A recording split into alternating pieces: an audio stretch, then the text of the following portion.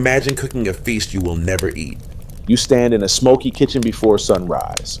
Your hands cracked from cold water, your face blackened by fire, and your stomach painfully empty. Behind you, nobles laugh over roasted meat, Sweet fruit, fresh bread, and golden cups of wine. but you are not allowed to sit. You are not allowed to taste.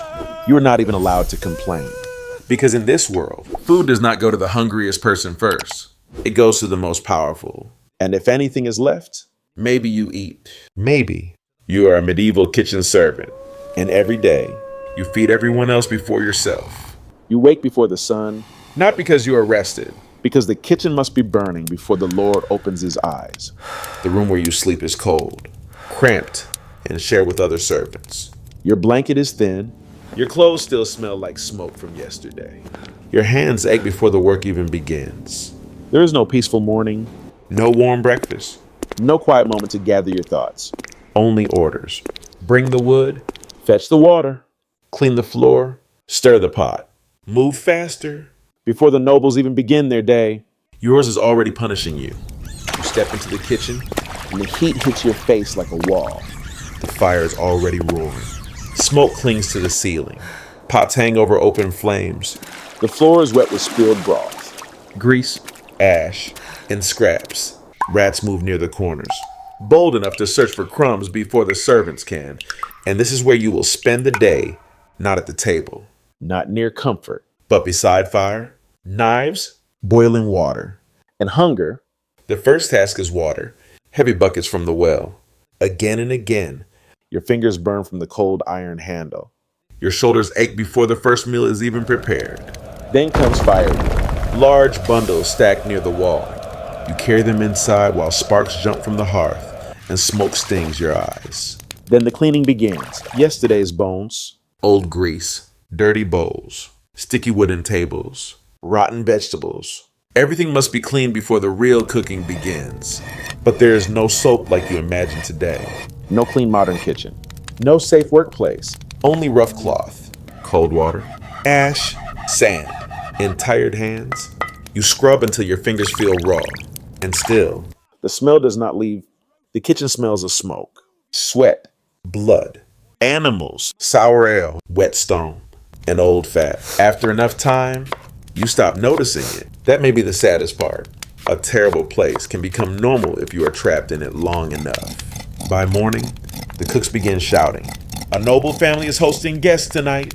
That means more meat, More bread, more sauces, more work. and less mercy. The head cook is not gentle. He cannot afford to be gentle. Faster, you If food is useless late, scullion. he will be blamed. The king If the meat demands burns, his stew. he will be punished. If the Lord is unhappy, Everyone below him suffers. so his fear becomes your fear. His pressure becomes your pain. He points at a basket of onions. You chop your eyes water. You chop faster. He points at a table of fish. You clean them. Scales stick to your fingers.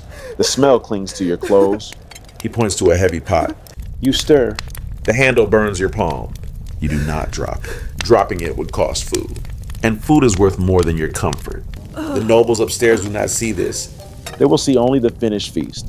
Golden crust, steaming pies, Roasted birds, thick sauces, fresh bread. sweet fruit.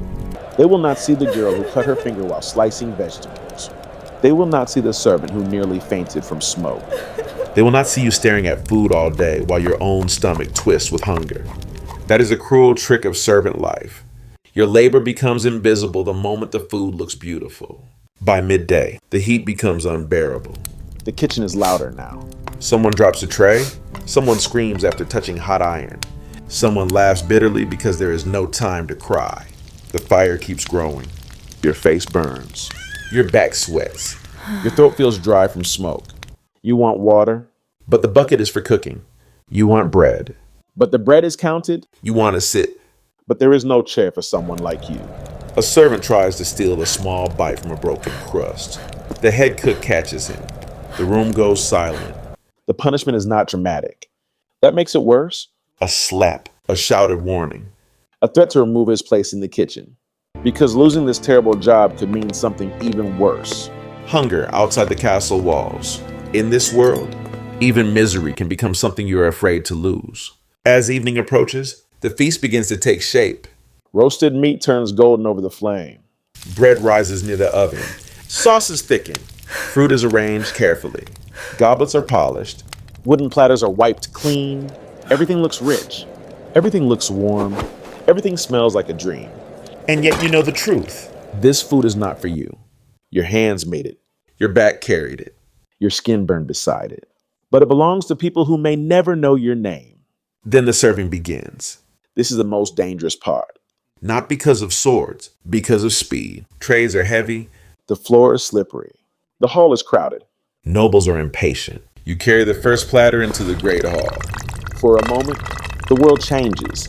The smoky kitchen opens into candlelight and music. The nobles sit in fine clothes. The Lord smiles at his guests. Wine pours freely.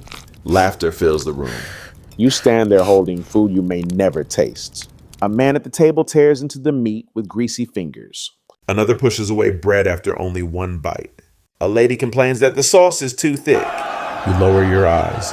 Because looking angry could be dangerous. Looking hungry could be shameful. Looking human could be inconvenient. So you disappear. That is what good servants are expected to do. Serve. Bow. Leave. Return. Serve again. The feast continues for hours. You carry plates in. You carry bones out. You refill cups. You wipe spilled wine. You dodge elbows, insults, and sudden demands. A nobleman laughs as he drops half a piece of meat onto the floor. A dog gets to it before you do. You watch the animal eat better than you. And nobody notices. That moment stays with you. Not because it is shocking, but because it is normal. In a medieval household, rank decided everything. Who sat near the Lord, who ate first. Who ate the best cuts. Who ate leftovers. Who ate scraps. And who went hungry. Your place was at the bottom of the meal. Even if you helped create it. Late at night. The nobles finally slow down. The music weakens. Candles burn low. People lean back. Full and sleepy. The tables are destroyed with excess. Bones. Grease. Half-eaten bread. Spilled wine. Fruit skins. Broken crusts. This is when your meal begins. Not at a clean table. Not from a fresh plate. But from what remains. The servants gather quietly in the kitchen. Nobody speaks much. Everyone is too tired. The head cook decides what can be kept. What belongs to the household. What goes to animals. And what little can be eaten by the workers. You look into your bowl. Thin broth. A torn piece of bread. A few scraps of meat if you are lucky. You eat slowly at first. Then faster. Because hunger always wins over dignity. The food is cold. The smoke still burns your eyes. Your hands shake from exhaustion. But for a few seconds, it feels like relief. Not happiness, just relief. And in your world, relief is sometimes the closest thing to mercy. But the day is not over. After feeding the nobles, you must clean what they leave behind. Grease hardens on platters. Wine stains the floor. Bones pile in buckets. Ash must be cleared. Knives washed.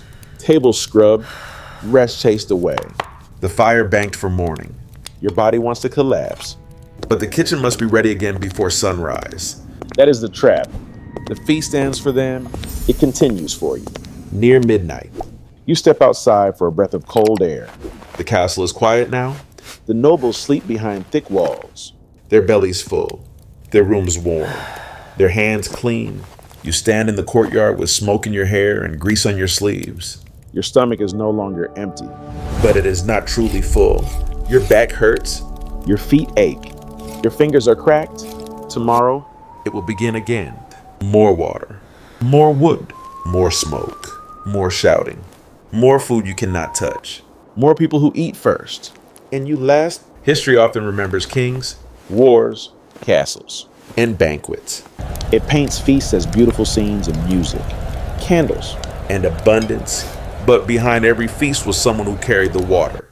Someone who scrubbed the blood from the table. Someone who breathed the smoke. Someone who watched full plates leave the kitchen. And waited to see if anything came back. A medieval kitchen servant lived close to food, but far from comfort, but far from power.